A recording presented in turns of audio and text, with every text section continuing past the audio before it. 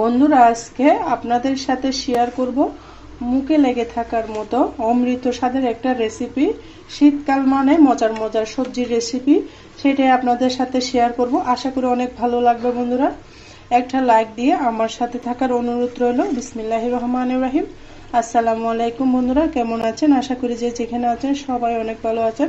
আলহামদুলিল্লাহ, আমিও ভালো আছি। দেশ ও দেশের বাইরে থেকে যারা আমার ভিডিওটা দেখতেছে সবাইকে অসংখ্য ধন্যবাদ, অনেক অনেক ভালোবাসা। সবার জন্য শুভকামনা ও দোয়া রইল। আজকে আমি কি রেসিপি নিয়ে চলে আসছি হয়তো এতক্ষণে বুঝে গিয়েছেন বন্ধুরা। এগুলো হচ্ছে সুন্দর করে আমি পেঁয়াজ কলি নিয়ে নিয়েছি। পেঁয়াজ কলি কিন্তু যে কোনো কিছুর সাথে খেতে অসাধারণ লাগে। পেঁয়াজ কলি নিয়ে নিয়েছি, শুটকি, তারপর নিয়ে নিয়েছি একটা বড় সাইজের বেগুন। এগুলো আমি অফ স্ক্রিনে সুন্দর করে কেটে ধুয়ে নিয়ে চলে এসেছি বন্ধুরা। কাটাকুটিটা আর আপনাদের সাথে শেয়ার করলাম না। বেগুন কাটা, পেঁয়াজ কুচি কাটা আমার প্রিয় আপুরা সবাই ভালো জানে, আমার থেকেও ভালো জানে যারা জানেন না। এখানে আমি নিয়ে নিয়েছি চিংড়ি শুটকি, ধুয়ে নিয়ে নিয়েছি। চিংড়ি শুটকি কিন্তু ভালো করে ধুয়ে নিতে হয়। অনেকগুলোই শুটকি নিয়েছি, ধোয়ার পরে কিন্তু কমে গেছে, প্রায় 200 গ্রাম থেকেও বেশি শুটকি নিয়ে নিয়েছি। আজকের এই রেসিপিটা কিন্তু সম্পূর্ণ শুটকি আর বেগুন দিয়ে আমি রান্না করব। অনেক মজা করে তেল তেল করে রান্না করব। আশা করি আপনাদের কাছে ভালো লাগবে বন্ধুরা। ভিডিওটি স্কিপ না করে সম্পূর্ণ ভিডিও দেখার অনুরোধ রইল।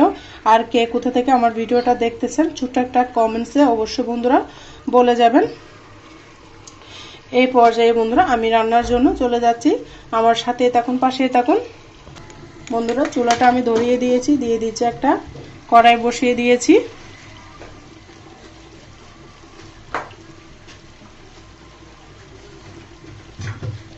কড়াইয়ের মধ্যে দিয়ে দিব পর্যাপ্ত পরিমাণ তেল। একটু তেল তেল করে রান্না করব, সেই জন্য তেলের পরিমাণটা আমি বাড়িয়ে দিয়েছি। শুটকির তরকারিতে একটু তেল তেল হলে খেতে কিন্তু অসাধারণ লাগে বন্ধুরা।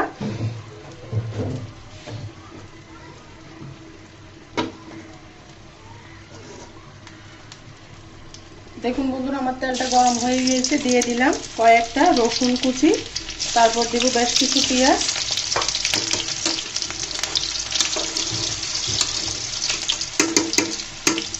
দিয়ে আমি সুন্দর করে নেড়ে চেড়ে দিব।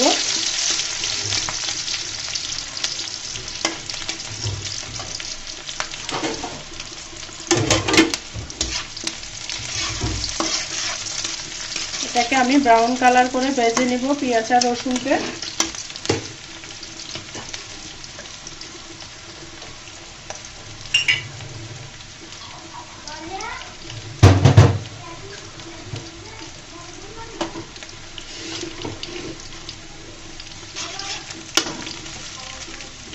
এই পর্যায়ে অ্যাড করে দিলাম লবণ, স্বাদ মতো লবণ দিয়েছি। তারপর দিব লাল মরিচের গুঁড়া। একটু ঝাল ঝাল করে রান্না করব আমি, বেশি করে মরিচ দিয়েছি।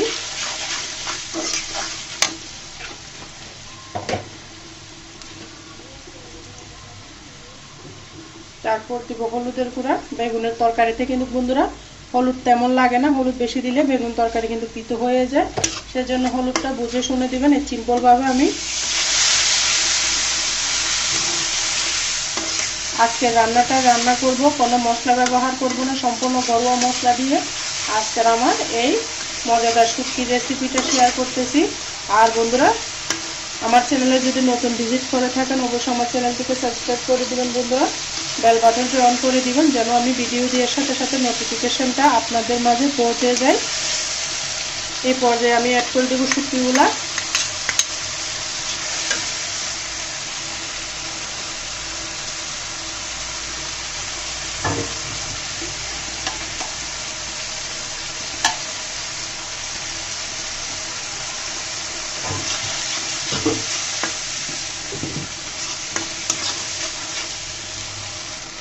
শুটকিগুলোকে আমি একটু তেলের মধ্যে ভাজা ভাজা করে নেব। ছোট ছোট যে ছোট মাছগুলো আছে, বড় আর চিংড়ি মাছ, ওই চিংড়ি দিয়ে আজকে আমার রেসিপিটা বানাচ্ছি। আশা করি খেতে অসাধারণ লাগবে বন্ধুরা। আমার রান্নাগুলো ঠিক হচ্ছে কিনা বন্ধুরা সেটাও কমেন্টসে বলবেন। আর আপনারা এভাবে কখনো চিংড়ি শুটকি দিয়ে বেগুন আর পেঁয়াজ কলি রান্না করে খেয়েছেন কিনা সেটাও আমাকে কমেন্টসের মাধ্যমে বলে যাবেন বন্ধুরা। আশা করি আপনাদের কাছে ভালো লাগবে। আর প্রিয় আপুরা ভাইয়ারা যারা এতটুকু এসে একটা লাইক দিতে ভুলে গিয়েছে, ছোট্ট একটা লাইক দিয়ে আমাকে সামনের দিকে এগিয়ে যাওয়ার পথটা সহজ করে দিলে সহযোগিতা করবেন। দেখুন বন্ধুরা, খুব সুন্দর করে তেলটা উঠে গিয়েছে। এভাবে শুটকিগুলোকে তেলে মশলার মধ্যে ভেজে নিলে সুন্দর একটা ফ্লেভার আসে। আমার বাসার মধ্যে অনেক সুন্দর একটা ফ্লেভার ছড়াচ্ছে। যখন আপনারা বাসায় রান্না করবেন তখন সেই স্বাদ গন্ধটা পাবেন বন্ধুরা। এই প্রসেসে রান্না করে খাবেন, খেতে অসাধারণ লাগবে। দিয়ে দিব কয়েকটা কাঁচামরিচ মাঝখান থেকে ফালি করে। শীতকাল আসলে বন্ধুরা অনেক মজার মজার সবজি থাকে, সেই জন্য আমরা তৃপ্তি করে খেতে পারি। রান্না করলেও স্বাদ, খেতেও স্বাদ। সব মিলিয়ে শীতকাল মানে একটা সুন্দর মুহূর্ত কাটানো। শীতকাল তো বেশি থাকে না, 2 মাস থাকে বন্ধুরা। এই পর্যায়ে আমি বেগুনটা দিয়ে দিব।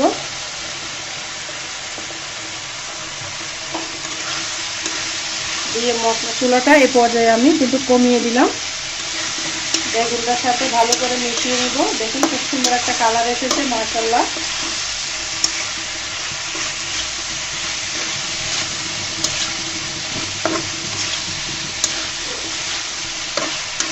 রান্না বান্না তো সব আপুরাই পারে, আমার প্রিয় আপুরা যারা পারেন না তাদের জন্য খুব সহজ হয়েতে দেখিয়েছি। মাছ মাংস খেতে সবসময় ভালো লাগে না, আমরা বাঙালি, মাছে ভাতে বাঙালি, সেই জন্য সবসময় শাকসবজির মধ্যে বেশি করে থাকি। মাছ মাংস খাওয়া পরে কিন্তু কতটা না, সবজি আমাদের অনেক ফেভারিট খাবার বন্ধুরা। এই পর্যায়ে এটা ভাজা হয়েছে, তারপর দিয়ে দিব আমি সেই পেঁয়াজ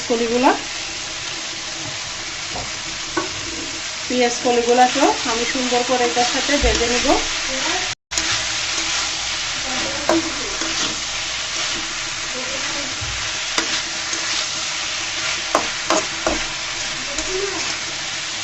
সুন্দর করে নেড়ে চেড়ে নিচ্ছি আমি। দেখুন কালারটা কত সুন্দর এসেছে। দেখুন বন্ধুরা, 2 মিনিট পরে আমি আবারও নেড়ে চেড়ে দিচ্ছি। এই পর্যায়ে আমি ঢাকনা দিয়ে রেখে দিব। চুলার আগুনটা কমিয়ে রেখেছি, বেগুন থেকে কিন্তু পানি ছাড়বে, সেই পানি দিয়ে আমি বেগুনটাকে সিদ্ধ করে নিব। আমি ঢাকনা দিয়ে রেখে দিব। 5 মিনিট পরে ফিরে আসতেছি বন্ধুরা। দেখুন বন্ধুরা, আমি প্রায় 5 মিনিট পরে ফিরে এলাম। তেলটা উঠে গিয়েছে, আমার বেগুন আর পেঁয়াজ কলিগুলো একদম ভাজা ভাজা হয়েছে। আমি এখানে তেমন পানি ব্যবহার করব না, শুটকির পানি আর বেগুনের পানি ছেড়ে দিবে, এগুলো দিয়ে আমি বেগুনটাকে সিদ্ধ করে নিব। একটু নেড়ে চেড়ে আমি কিন্তু মাঝখানে আরো নেড়ে চেড়ে দিয়েছি, না হলে তলার মধ্যে লেগে যাবে। ঢাকনা দিয়ে রেখে দিলাম। দেখুন বন্ধুরা, আবার আমি 2-3 মিনিট পরে ফিরে এলাম। দেখুন খুব সুন্দর একটা কালার এসেছে, জাস্ট ওয়াও, খেতে অসাধারণ লাগবে। এইভাবে বেগুন দিয়ে ভোনা করলে, এখানে আমি কোনো পানি ব্যবহার করতেছি না, বেগুনের পানি দিয়ে কিন্তু রান্নাটা সেরে নিচ্ছি। দেখুন বেগুনটা প্রায় সিদ্ধ হয়ে এসেছে।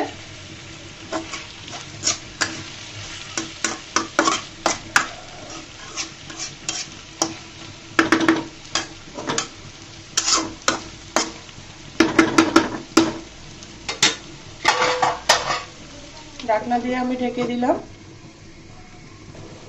বন্ধুরা। আমি আবারও নেড়ে চেড়ে দিব।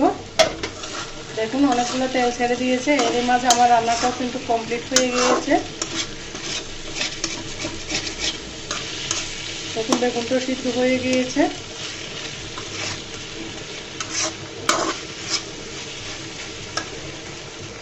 এই পর্যায়ে দিয়ে দেব ধনেপাতা। ধনেপাতা দিলে যে কোনো রেসিপির টেস্ট আরো বেড়ে যায়। এই পর্যায়ে আমি পরিবেশন করে দেখিয়ে দিচ্ছি আমার রান্নাটা কেমন হয়েছে।